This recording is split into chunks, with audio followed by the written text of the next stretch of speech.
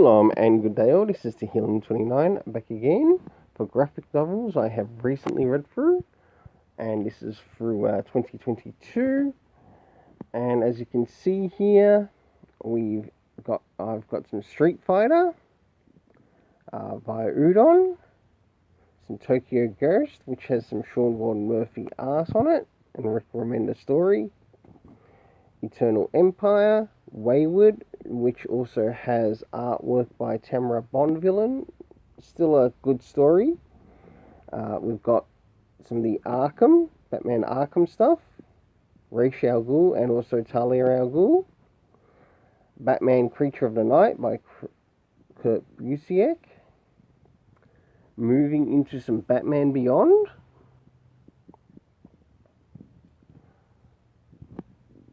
By Dan Jurgens, the new challenges. Of course, we've got some Flash Rebirth by Joshua Williamson, who's also working on the present Robin run right now. Some more Dan Jurgens, some more Sean Murphy. We've got Hidden Society, which was quite an interesting story. Dr. Tomorrow, the Turtles, and the Power Rangers. Some more Batman Beyond. Swordmaster, which was brought out by Marvel. Of course, Marvel Knights, Unusual Suspects, which has a story in it by one by David Mack, the other by Brian Michael Bendis, some Folklords, and last but not least, Deceased. So, jumping into first things first, the next thing, and that is the rating of these series. Now, with the Street Fighter Classic via Udon, I really enjoyed those 3 volumes that I read, an 8 out of 10. Now, the Rick Remender, Sean Murphy, Tokyo Ghost, I really enjoyed the 2nd volume of that, to which I also give it an 8 out of 10.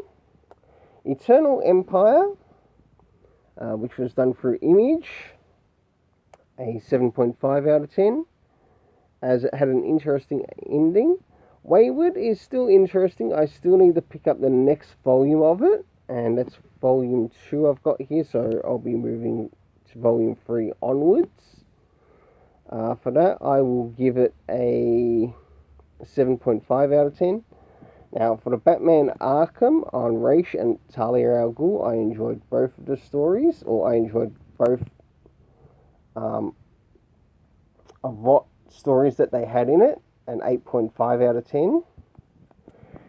Kurt Busiek's Batman Creature of the Night, 8.5 out of 10. Very interesting story, and it's a one-off story. I did ask him if there was going to be a sequel to it, but he said no, but I appreciate him answering the question I asked him online. Moving into the Batman Beyond by Dan Jurgens. Definitely enjoyed Dan Jurgens' storytelling. For these ones, or these first 3 that you see here, a 7.5 out of 10. New challenges. It was really interesting. I liked the new challenges, to which I'll give it a 7.5 out of 10. Moving into the Flash volumes, which I purchased, and I will be getting the latest Jeremy Adams one when it comes out, so I can at least catch up to find out what's happening with Wally West. This centers a lot around Barry, but also around other Flash members. For this, I give a 7.5 out of 10 for all 3 of them. Back to the Batman Beyond, a 7.5 out of 10. Batman White Knight, Sean Murphy, 8 out of 10. Hidden Society, a 7.5 out of 10. Dr. Tomorrow was really fun to read through, 8 out of 10. The Turtles and, of course, the Power Rangers, an 8 out of 10. Back to Batman Beyond again, a 7.5 out of 10. Swordmaster, I enjoyed both of these, but I felt they were missing some of the backstories that were in the original comic. For this, I'll give it a 7.5 out of 10, but I'm still interested in the character of the Swordmaster. Marvel Knights. Now, this had I think it was 4 to 5 stories in it. And if I were to rate the Bendis story, I think it was absolutely trash.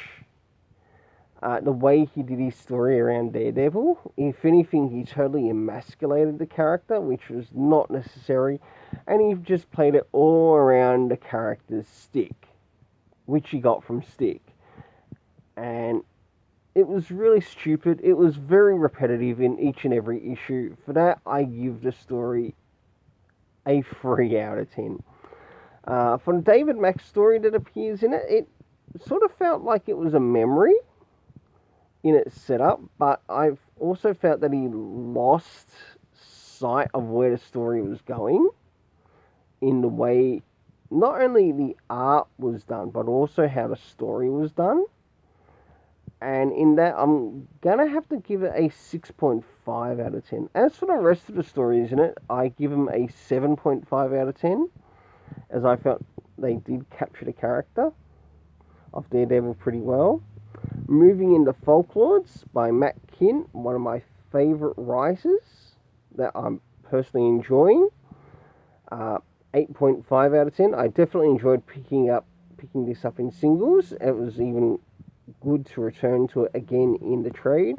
And last but not least, Tom the One Trick Pony Taylor's Deceased. If anything, Tom Taylor needs to permanently stay on Elseworld stories. Get him off bloody DC canon. At least his depiction of the Super Sons in Elseworlds are better than Ridley Pearson's Super Sons. But that's another story for another time. Well, until then, let's keep it colourful and have yourself an awesome day.